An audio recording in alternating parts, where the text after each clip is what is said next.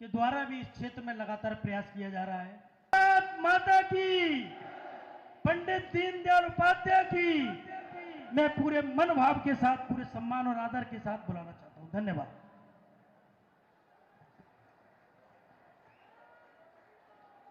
बोले बांके बिहारी लाल की, यमुना मैया की, राधा रानी की, भारत माता की,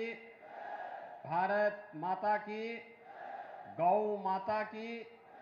गौ माता की। अंत्योदय की प्रणेता, महान चिंतक, विचारक और भारतीय राष्ट्रीयता के लिए जिनका पूरा जीवन समर्पित था, ऐसे महामानव पंडित दीनदयाल उपाध्याय जी के आज भारतीय पंचांग तिथि के अनुसार पावन जयंती का कार्यक्रम प्रारंभ हो रहा है। इस अवसर पर उपस्थित किसान गोष्ठी कार्यक्रम में मंच पर उपस्थित प्रदेश सरकार में मेरे सहयोगी मंत्री चौधरी लक्ष्मी नारायण जी, लोकप्रिय सांसद और भारत की कला को जिन्होंने अपने अभिनय के माध्यम से एक वैश्विक स्तर पर अलग पहचान दी और ब्रज क्षेत्र के प्रति जिनका विशेष अनुराग है, ऐसी सम्माननीय श्रीमती हेमा मालिनी जी, अध्यक्ष गौ उद्योग केंद्र महेश चंद्र गुप्ता जी, अध्यक्ष स्मारक समिति श्री मधुसूदन दादू जी, अध्यक्ष मेला समिति श्री सोहनलाल जी, ग्राम प्रधान श्रीमती सविता जी, प्रगतिशील किसान श्री दीपचंद जी, आयोजन समिति के सभी पदाधिकारीगण, इस संपूर्ण कार्यक्रम के प्रेरक राष्ट्रीय स्वयंसेवक संघ के क्षेत्र प्रचारक माननीय महेंद्र जी, प्रांत प्रचारक और अन्य हमारे सभी वरिष्ठ पदाधिकारीगण, माननीय जनप्रतिनिधिगण,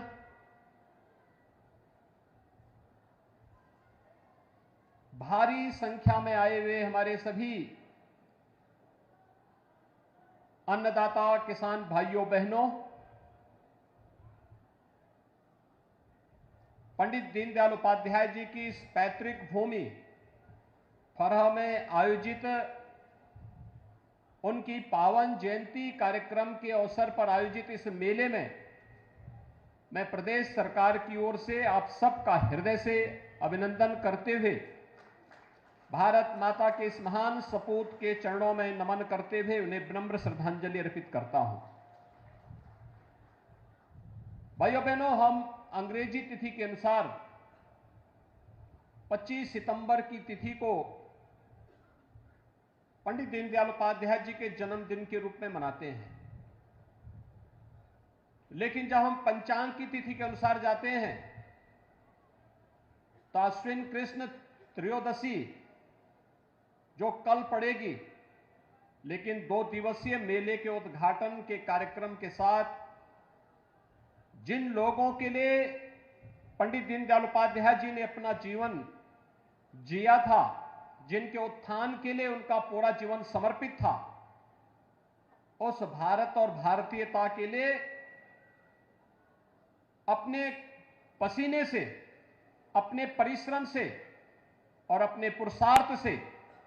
भारत के विकास को एक नई ऊंचाई तक पहुंचाने वाले अन्नदाता किसानों के सम्मान की दृष्टि से यह कार्यक्रम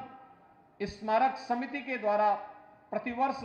आयोजित किया जाता है। मैं इसके लिए स्मारक समिति को हृदय से धन्यवाद देते हुए इस धरा को नमन करता हूं, जिसने पंडित दीनदयाल उपाध्याय जैसे महापुरुष को अपनी धरा पर जन्म लेने का एक अवसर दिया, वैसे भी हमारी ब्रजभूमि अनेक ऐसे महापुरुषों को समाज और राष्ट्र को प्रदान करने वाली भूमि है। भाइयों बहनों, हम सब जानते हैं इसी ब्रजभूमि में आज से 5000 वर्ष पहले भगवान श्री कृष्ण ने धर्म, सत्य और न्याय की स्थापना के लिए अपनी संपूर्ण लीला के साथ अपना अवतरण दिया था। आज भी उनके द्वारा कुरुक्षेत्र के मैदान में कही गई जो उपदेश थे, वे भी आज 5000 वर्षों के बाद भी उतने ही प्रासंगिक बने हुए हैं जितने 5000 वर्ष पहले थे। भारत की समृद्ध पौराणिक और समृद्ध संस्कृति का इससे अच्छा उदाहरण और क्या हो सकता है। और ब्रजभूमि में तो रज रज में, कण कण में प्रभु का वास है, उनकी कृपा बसती है, उनकी स्मृतियां जुड़ी हुई है, देश और दुनिया यहां आती है। ब्रज तीर्थ विकास परिषद के माध्यम से जहां डबल इंजन की सरकार इस कार्यक्रम को एक नई ऊंचाई की ओर ले जाना चाहती है, वहीं ये हम सबका सौभाग्य है कि आज जिस विचार प्रवाह के साथ हम जुड़ करके प्रधानमंत्री मोदी जी के नेतृत्व में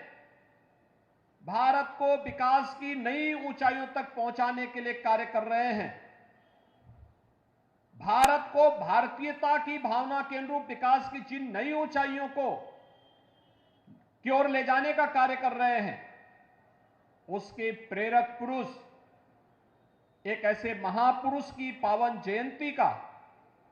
जिसकी जन्मभूमि होने का सौभाग्य इस फरहा गांव को है, उनके इस पावन जयंती कार्यक्रम में इन किसान बंधुओं के साथ जुड़ने का अवसर हमें प्राप्त हो रहा है, जिन्होंने अपनी मेहनत से, अपने परिश्रम से भारत को अन्न के क्षेत्र में आत्मनिर्भर बनाने और भारत को खाद्यान्न के रूप में न केवल अपने नागरिकों को दुनिया की लोकतांत्रिक रूप से जीने वाली इतनी बड़ी आबादी की आवश्यकता की पूर्ति के लिए, बल्कि भारत की धरती की इन संभावनाओं को अपनी मेहनत से खाद्यान्न आत्मनिर्भरता के साथ साथ अतिरिक्त खाद्यान्न को हम दुनिया के देशों में भी निर्यात कर सकें, उन सभी अन्नदाता किसान भाई और बहनों के साथ आज संवाद बनाने का एक कार्यक्रम करने का मुझे सौभाग्य प्राप्त हुआ है। भाइयों बहनों, पंडित दीनदयाल उपाध्याय जी एक बात कहते थे, उनका नारा ही बहुत, यानी जो सामान्य भाषा में लोग समझ सकते थे, हर हाथ को काम, हर खेत को पानी। आप अनुमान कर सकते हैं, हर हाथ को काम का मतलब हर नौजवान के हाथ को रचनात्मक दिशा मिलनी चाहिए। यानी युवाओं के प्रति उनके मन में क्या भाव है कि हर युवा को उसके अनुरूप कार्य मिलना चाहिए और हर खेत को पानी, यानी हर खेत को अगर किसान, अन्नदाता किसानों को उसके खेत में सही समय पे पानी मिल जाए तो हमारे यहां की उत्तर प्रदेश की धरती तो ऐसी है कि जो इस खेत में सोना उगलने का काम कर सकती है। और यही तो किया है।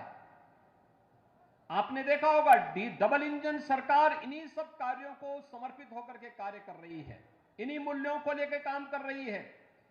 युवाओं के लिए प्रधानमंत्री मोदी जी ने एक और मिशन रोजगार के अंतर्गत कार्यक्रम चल रहे हैं, उन्हें सरकारी नौकरी दी जा रही है, उनके लिए रोजगार के अनेक अवसर उपलब्ध करवाए जा रहे हैं, स्वतः रोजगार के साथ जोड़ने के कार्यक्रम चल रहे हैं। डिजिटल इंडिया का हो या startup India, stand up India हो या फिर स्वतः रोजगार के लिए प्रधानमंत्री मुद्रा योजना या फिर मुख्यमंत्री स्वरोजगार योजना, इन सभी योजनाओं के माध्यम से प्रदेश के लाखों लाख नौजवान आज स्वतः रोजगार के मार्ग पर अग्रसर होकर के प्रदेश को और देश को आत्मनिर्भरता की तरफ अग्रसर कर रहे हैं। एक और यह कार्य दूसरी तरफ सरकारी नौकरियों में होने वाले भेदभाव को समाप्त करते हुए उन्हें विकास की मुख्य धारा के साथ जोड़ने का कार्य पूरी मजबूती के साथ हो रहा है। स्किल डेवलपमेंट मिशन के अंतर्गत भी स्थानीय आवश्यकताओं के अनुरूप रोजगार की उपलब्धता के अनुरूप पाठ्यक्रम संचालित किए जा रहे हैं और उसके माध्यम से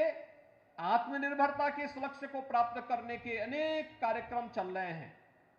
भाइयों बहनों, एक और जहां युवाओं के लिए अनेक कार्यक्रम राष्ट्रीय शिक्षा नीति 2020 उसी का एक उदाहरण है। वह कार्यक्रम भी अनेक प्रकार से उपयोगी साबित होने जा रहा है और फिर से भारत को विश्व गुरु के रूप में स्थापित करने का प्रधानमंत्री मोदी जी के विजन का एक माध्यम बनने वाला है।